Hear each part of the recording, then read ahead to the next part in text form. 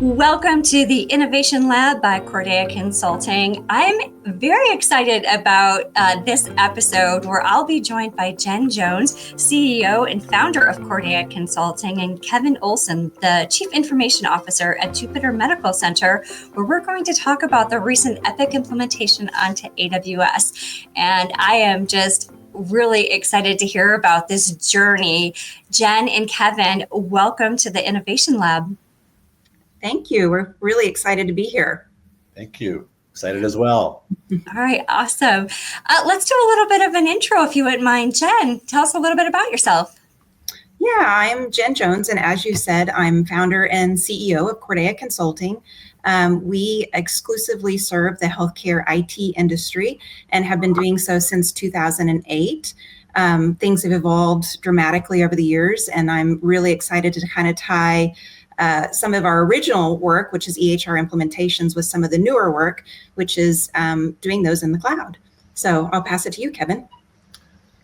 Thanks for having me. Kevin Olson here from Jupiter Medical Center. I've been at Jupiter roughly going on 4.5, 5 years. So time flies. But yeah, I've been here. It's been a journey, as you said, in terms of the Epic implementation and other things that we've done prior to that implementation. So glad to join y'all. All right, thank you, and welcome. All right, so to get us kicked off, so Kevin, Jupiter Medical Center recently completed a successful Epic implementation, direct AWS, including all of EHR, third-party applications. You know, I know firsthand what a journey this can be, and just what could seem like an impossible endeavor when you first start. Can you just tell us a little bit about this type of effort in the project? Absolutely. So, you know, we worked heavily on the front end, right? So we timed a 12-month implementation, so pretty aggressive timeline, but a lot of work pre-month one took place in terms of, you know, the rationalization of the application stack that we had, things that were going to go away, things that were going to stay, and then where are we going to put this thing when it's all said and done.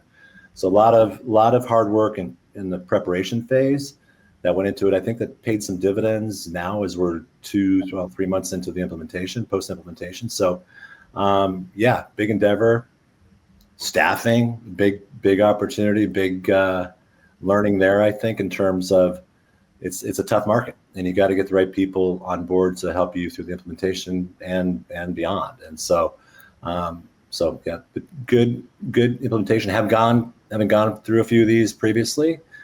This one has gone very, very well. So, but I think the planning and the investment into that planning is really paid some dividends. Yeah, that's great. Sometimes that upfront work really pays off downstream when after you cut over to production. So that's great. Question for you. Epic, from an EHR perspective, typically has a higher price tag than some of its other competitors out there. You know, tell us a little bit about how you came to the decision to choose Epic. I'll be honest, it wasn't really a difficult one.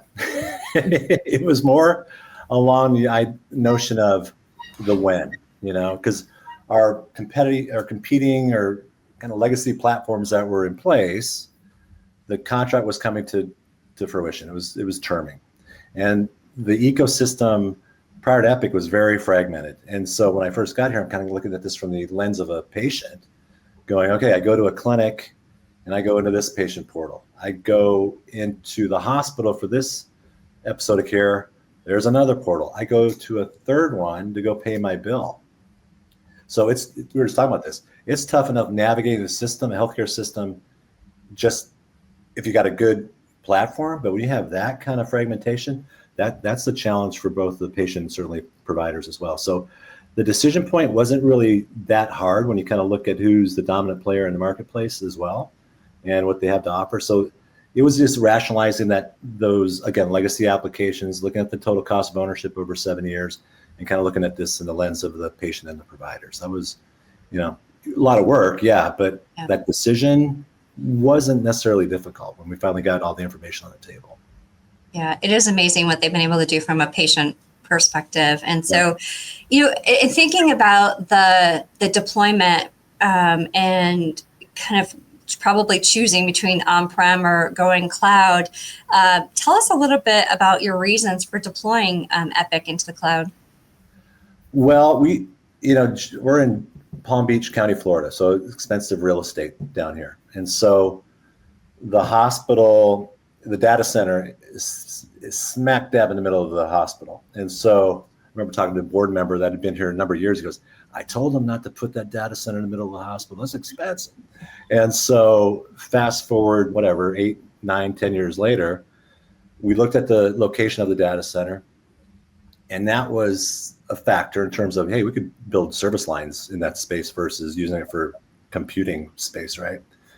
So that was one. But then I think the tipping point for us was looking at what does AWS offer besides just hosting? And you look at some of the intelligent stuff around AI, some contact center that we can probably talk about here a little bit. There's other offerings than just simply hosting a product in the cloud. And I think that was another big factor in making that decision. Amazing. And so, Jen, I'd love to hear some of your thoughts, and Kevin as well. So when you chose AWS over some of the other cloud options that are, we know that are out there, what were the drivers? How did you come to that conclusion? Jen, do you want to take that one, or do you want?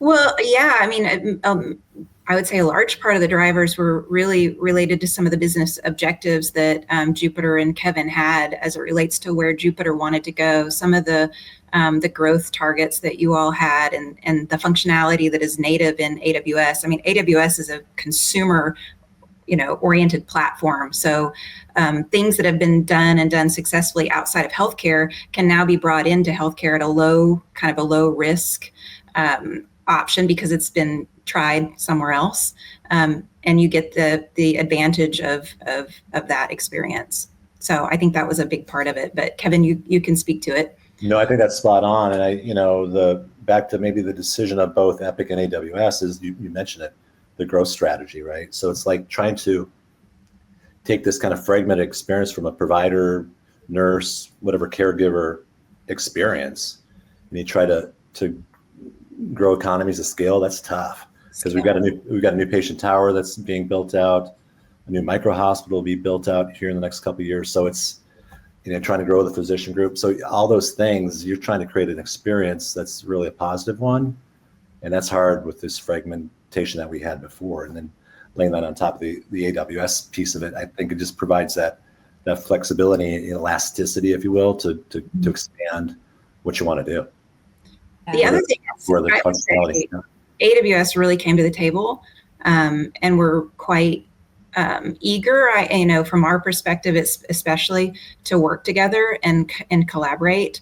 And you don't always see that across the big vendors that are out there. So that was appealing, at least from my perspective. And I know, Kevin, you can probably speak to it from yours as well, but very collaborative from our. Oh, absolutely. I mean, we're not that big. Well, 300 beds, after the new patient tower is built, a little bit north of that, but we're not that big, right? But they brought a host of folks in to have discussions of what can be on the hosting side, but then what else? What's the next evolution of that? Yeah.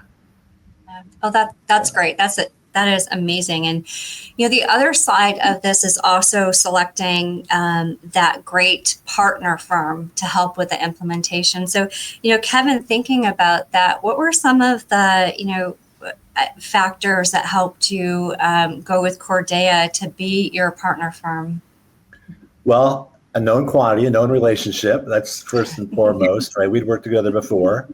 And so you build trust and relationships with folks. And I think that's crucially important. So I always say, if you can call up or text somebody middle of the night, hey, I need help on something, that's a big deal. You can't do that with everybody. And just having that, relationship and, again, track record with Cordea and Jen team, that was a big deal.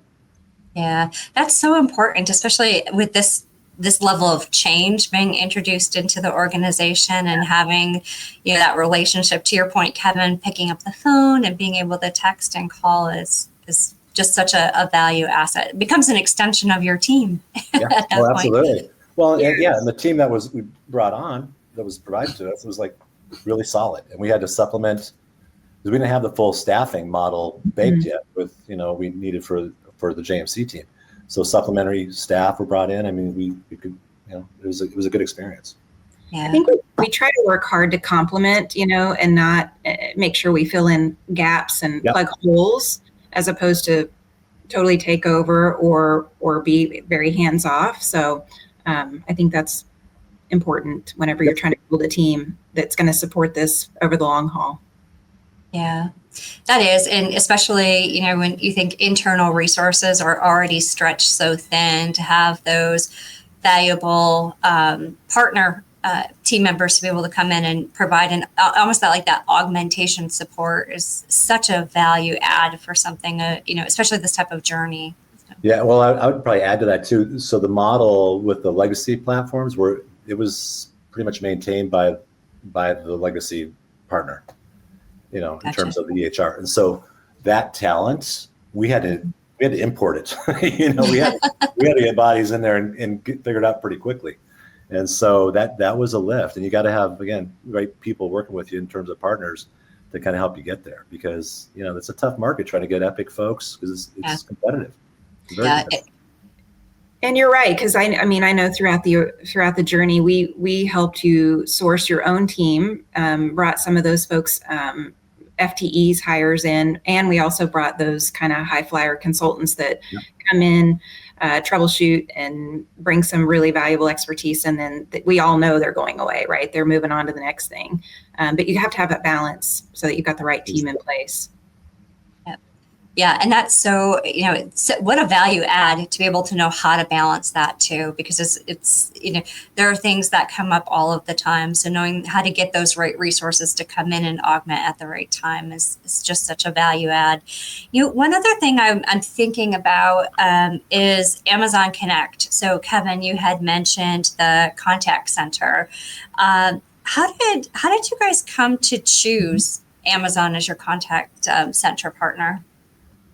Well, stories something like this. So we got a couple of proposals from a couple of legacy vendors that we still have a relationship with, and then started looking at the price tag, going, I'm not trying to oversimplify this, but it's like at the end of the day, it's call functionality, it's reminders, it's a very important piece to scheduling, right? But at the end of it, we're kind of like, man, that's expensive price points for things that could age out, because there were some infrastructure pieces involved in some of the proposals. And we're like, I got a hold of our AWS rep and somebody at Cordea said, man, I don't know. I'm looking around, I'm seeing a few pockets of deployments of Amazon Connect. And so I get a hold of our rep, and we started crunching some numbers and looking at the use case, and we made that decision fairly promptly. Yeah. It's one of the unique things that I think also factored into that was the ability to do a proof of concept really quickly. Not a lot of money investment on the part of JMC, kind of getting to taste it and try it, and you can choose to continue on, or you just shut it down. And that's some of the beauty of that AWS platform, is that ability to throttle, turn things on, turn things off. You don't have to invest in a bunch of hardware that's just going to sit there forever and not be used. So absolutely, and this is one of the deals there. Just a note is they don't market and advertise a lot of this other stuff that's under the covers. You got to kind of dig around a little bit. Is that going to evolve? I think as they build out their healthcare vertical a little bit more. I think so, but you got to kind of query. You got to kind of poke and prod a little bit to see what's under the covers. But that's one, and we did have the opportunity to kind of pilot, test the waters, and we're gonna run with it. So yeah, I think that's another value out of a great partner, as they're up to speed and understand some of the other functionality under the covers that they can come to the table. So Jen, I'm sure your team was let's give this a whirl. And to your point, a proof of concept is low cost, high value. Yeah. Yep, exactly. And that's exactly what we are doing, is we are spending a lot of time with not only AWS, but other partner firms on what do they have to offer, and which of our customers kind of line up with where their objectives are, to make sure we bring those solutions to them so that they can capitalize on it. Yeah, that's great. Great. So, I know over the years, I'm sure, Cordea supported many Epic implementations. Kevin, it sounds like you've been through this before. There's often some challenges that always pop up. We know that this is never that smooth ride that we always hope for. What are some of those challenges that you see during maybe a standard implementation, but maybe some of those outliers as well? And, what are some of the tips that you might share for others that are about to start this journey? Well, if I was going to do this again tomorrow, those third-party products, applications, the integrations, I don't know if it was a byproduct of COVID or whatever, but expensive. I mean, there's some cases it's like threefold what you'd expect historically. Mm-hmm. So that's a little bit of a kind of a lesson learned, if you will. But extending your presence on your existing data center into the AWS cloud, whether it's some of the infrastructure components or cybersecurity, that's another kind of lesson learned. That's we picked it up, we had it planned for, but if you're not kind of thinking about those on the front end, even during your TCO build out, those are little items I would kind of, encourage people to kind of investigate for sure. Jen, any thoughts? Yeah, I mean, those are all absolutely big ones. And then there's, the usuals that you find inside of every Epic implementation. It's just having the right staff at the right time with the right expertise. Yes. Testing's always a big one. Make sure you have a really solid test plan. And then some of the things that always get forgotten are usually around organizational change management and training. So those are ones that either get cannibalized in the way, through the process, or don't always get the attention they need.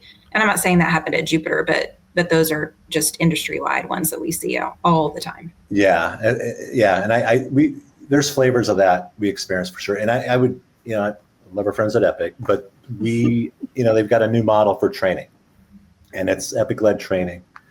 A lot of it's virtual. Can you facilitate the training needs for that model for a lot of the population? Yeah, but depending on your market, perhaps, that's a factor, but we have a lot of independent physicians here, joint ventures and different business relationships. And that was, we had to kind of double back on some training for some of the docs because they didn't like some of the training. It's kind of a transparent statement. So we kind of had to kind of do a little bit of rework on some of the training, not in a huge way, but just small populations. And so that's a little bit of a lesson learned. Yeah, the training, and I'm glad you guys brought up organizational change management and training, because it is always felt, comes in at the end of the project, but that's just it's so impactful. That's what you're leaving behind and equipping organizations with. And one thing that you just said, Kevin, that resonated with me is that no one organization's cookie cutter, right? So sometimes being able to take that original training documentation and then go double back and provide it in a secondary manner it's great. And that's where also probably that flexibility and staffing comes along too, to have those trainers available. Yeah, absolutely. And I think now where we sit, it's probably a hybrid of this is probably a good approach, because it's online training. So it's on demand. You can go pull it anytime. But the initial training, at least some of it's online, but some of the initial training, you're kind of online with a bunch of other different entities. And so to your point, it's not one size fits all. You're going to get customized questions by that kind of specific facility that may not be applicable to somebody who's on the line with you. So. Yeah. So, one thing we've talked about quite a bit here are resources and having that right structure and, the importance of success in a project like this and having the right people there. I'm wondering if you both can just give high level description or your thoughts around, what kind of team is needed for a successful Epic implementation? What? Jen, you want to tackle that one? Sure, I can. So we've kind of touched on it a little bit. It's a really well-rounded team that has complementary skills both within the organization, so they know the organization. There's obviously the need for operational engagement, so having your your back office and your clinical counterparts really involved in the process. I would say introducing organizational change management at the beginning, frankly, even before you kick off the project, to get that ingrained in your organization is key. And I'm trying to think some of the other things whenever I'm thinking Epic. If you're talking about some of the hosting and some of the more technical elements, I would say if you're choosing between on-prem and cloud, like, it's a little bit harder to do an apples to apples comparison, because with the cloud, you're getting a platform.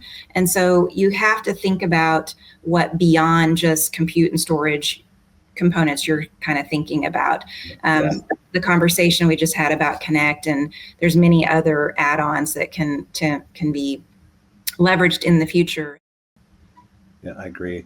You made me think about governance here a little bit in terms of, and given a relatively short window timeline from an implementation standpoint, and trying to follow best practices and foundation of Epic as much as you possibly can, and not veer off and try and do a bunch of customized stuff, because organizations are unique, but then some areas there's some similarities, right? So it's like trying to take advantage of that foundational approach and making sure the steering committee, senior leadership are on board with that approach, because time is money and you got to get to the finish line as soon as you can, right? So I think that's a key item as well, along with the change management.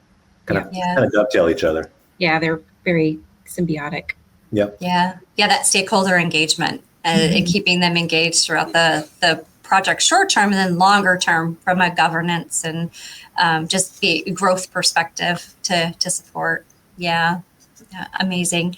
Jen, thinking about it, because you guys have done quite a few of these legacy EHR implementations, and looking through legacy EHR and then moving to Epic and AWS, what are some things that you might recommend as far as next steps if an organization is thinking about that? If they're on the cusp of saying, I think it's time we move from on-prem to the cloud, what are some considerations? The other thing is there's got to be steps that they can be taking right now before they start like the official project. So do you have some thoughts around maybe some things that they can get started right away, and then some thoughts that they should be taking with them on that journey?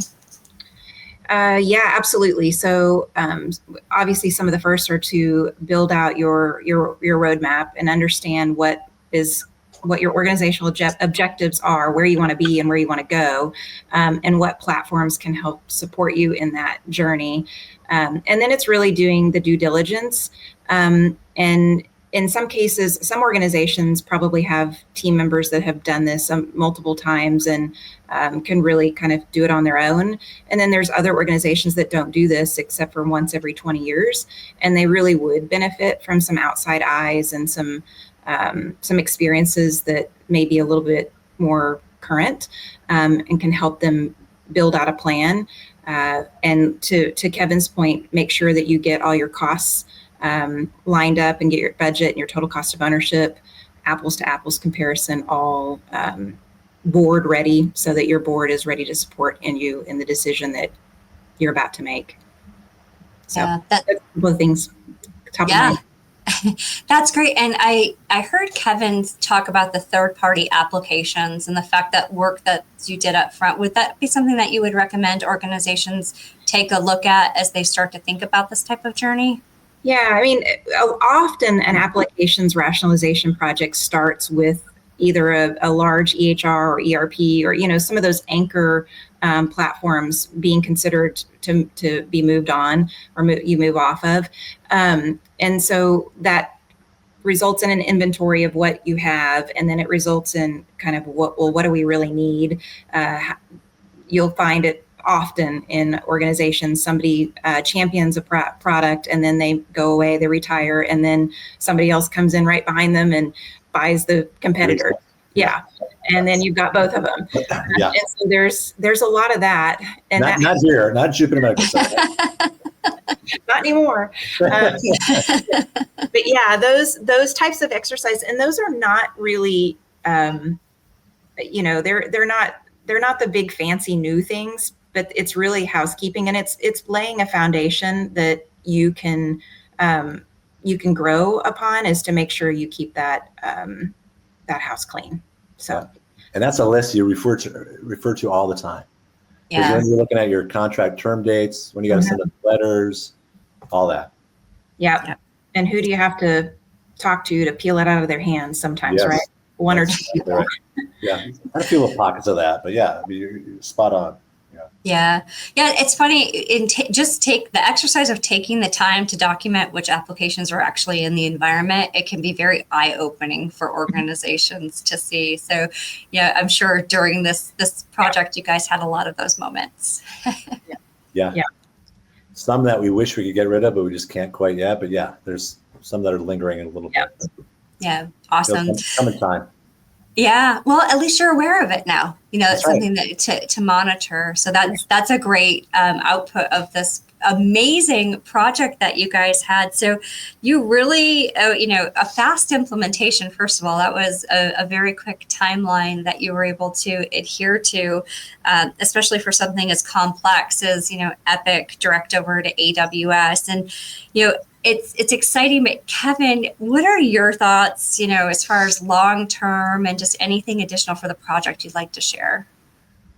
Well, for Epic itself, we implemented Gallery, which is kind of their document management system. I think we're like first or second organization to do it. So it's kind of working with them from a development standpoint of some of those other functions that we want to see built into the product. In fact, the team is here today and tomorrow to kind of meet with some stakeholders to kind of get some feedback. But it's those kind of things, make sure that from a roadmap standpoint, having insights of where Epic's going on some of these things. And so obviously AI kind of rolls into that discussion. I mentioned earlier about our new patient tower and making sure from a patient experience standpoint, from a provider standpoint, we are maximizing that investment to make sure that, whatever we put into that tower has everything we can possibly offer with Epic. If it fits the use case, you're not going to just force feed something, but, again, patient experience and patient rooms, there's a lot to be, reviewed there for sure. Yeah. They made some pretty good progress over the years.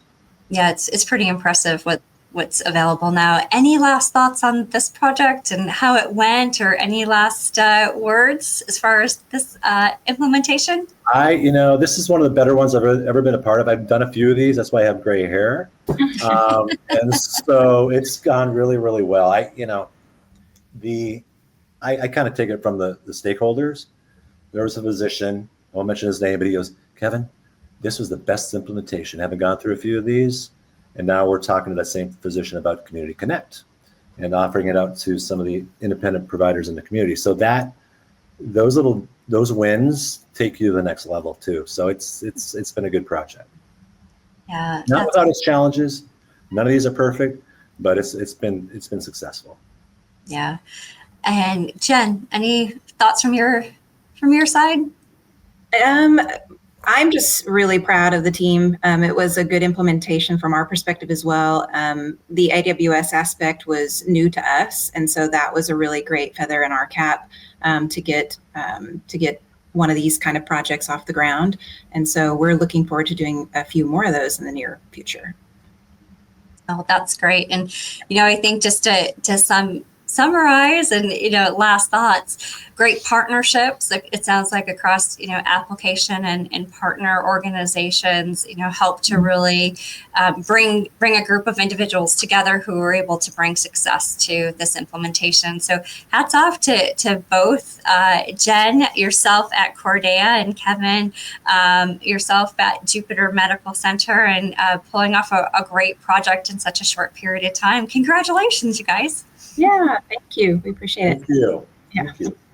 All right. And thank you for being here and joining us on the Innovation Lab. I've appreciated every part of this conversation. These projects are always very interesting because no one is ever the same. So it's always fun to take a moment to reflect. So Kevin and Jen, thank you for being a part of this conversation tonight. And I appreciate you joining us on the Innovation Lab. Thanks, you guys. Great. Thank you.